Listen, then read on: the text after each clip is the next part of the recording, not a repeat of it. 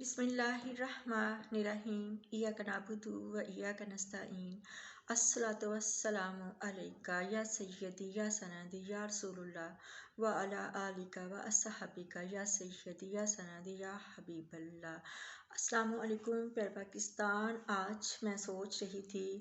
Medina Taiba की रियासत के बारे में कि जो हमारे प्यारे लीडर इमरान अहमद ख़ान नियाज़ी रहमतुल्लाहि ताला अलैहि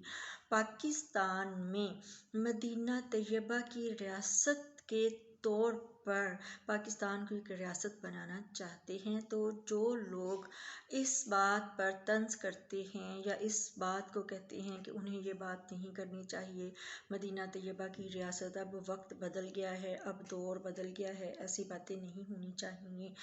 तो मैं इस सिलसिले में बात करना चाहूँगी कि मदीना तैयबा की रियासत जो है उसका क़याम जो है वो क्यों अमल में अल्लाह के हुक्म से आया, और मदीना तैयबा की रियासत को लेकर हर एक मुस्लिम जो कंट्री है क्यों ज़रूरी है उनके हुक्मरानों के लिए, उनके जजेस के लिए और उनके दूसरे लोगों के लिए, उहदेदारान के लिए, कि इस्लामी रियासत के कॉन्सेप्ट के बग़ैर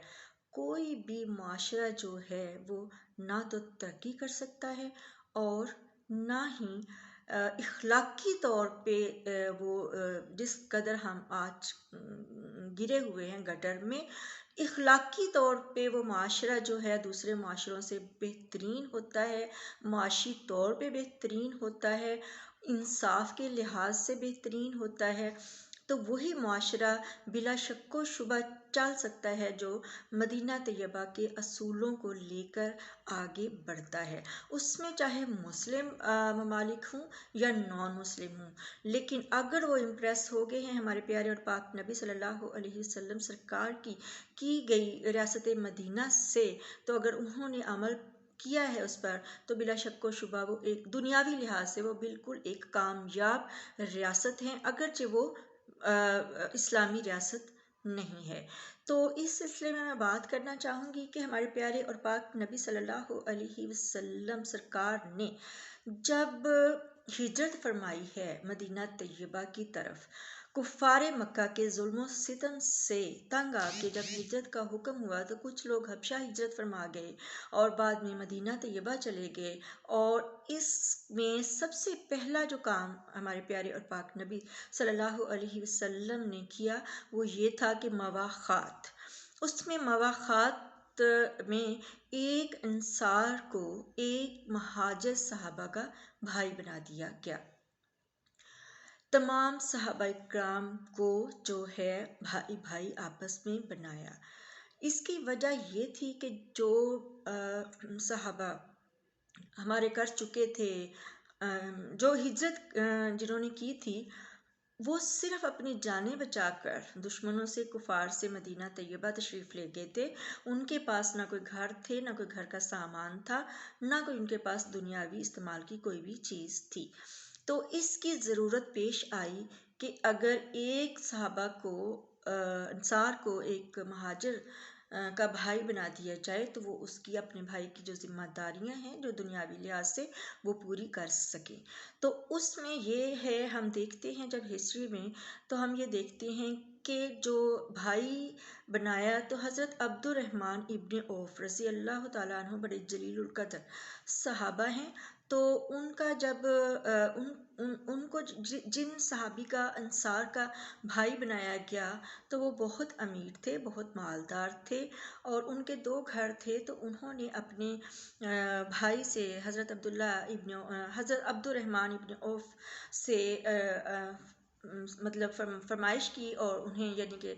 उनसे बोला कि मेरे दो घर हैं, एक मैं आपको देता हूँ और एक मैं अपने पास रखता हूँ। और फिर साथ ही उन्होंने ये फरमाया कि एक मेरी दो बीवियाँ हैं और अगर आप कहें तो मैं एक को तलाक दे देता हूँ, आप उससे निकाह कर लें ताकि आपका घर बस जाए। जिस पर हज़रत अब्दुर्रहमान इब्न औफ रज़ी अल्लाह ताला अन्हु ने जो इनकार फरमाया और कहा कि नहीं मेरे प्यारे भाई, मैं आपका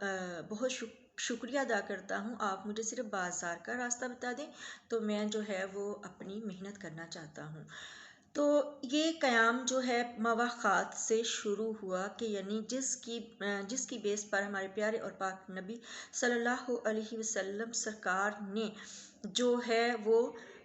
مواخات کا جو ہے وہ ضروری سمجھا، اور پھر فرمانے علی شان کہ مسلمان جو ہیں وہ آپس میں بھائی بھائی ہیں۔ پھر فرمانے علی شان کے مسلمانوں کی مثال جو ہے وہ ایک عمارت کی طرح ہے، جیسے عمارت کی اینٹیں جو ہیں وہ ایک عمارت کو کھڑا کرنے میں مدد دیتی ہیں، تو اسی طرح اگر اس میں سے کچھ اینٹیں نکال لی جائیں تو عمارت جو ہے وہ گر جاتی ہے۔ تو مسلمان کی جو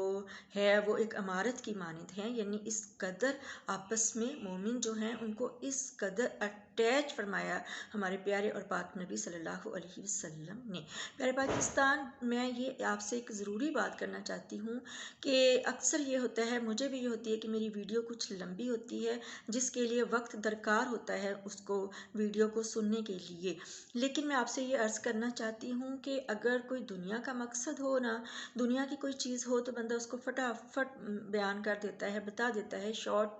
میں، لیکن جب اللہ اور اللہ کے رسول صلی اللہ علیہ وسلم سرکار کے احکامات کی بات ہوتی ہے، جب کسی آیات مبارکہ کی تفسیر کی بات ہوتی ہے یا اس کے پیش نظر مقاصد کی بات ہوتی ہے، تو وہ جو ہے وہ شارٹ کرنا جو ہے مشکل ہی نہیں بلکہ ناممکن ہو جاتا ہے۔ تو اس لیے یہ جو مدینہ طیبہ کی ریاست کے بارے میں بات کر رہی ہوں، اس کا احاطہ جو ہے ایک ہی ویڈیو میں نہیں کیا جا سکتا، اس کے لیے وقت درکار ہے مجھے بیان کرنے کے لیے اور آپ کو سماعت کرنے کے لیے، اللہ کے لیے، رسول اللہ کے لیے اور اپنے وطن عزیز کے لیے۔ اور یہ پہلا حصہ ہے، نیکسٹ انشاءاللہ دوسرے حصے میں آپ سے بات کرتی ہوں۔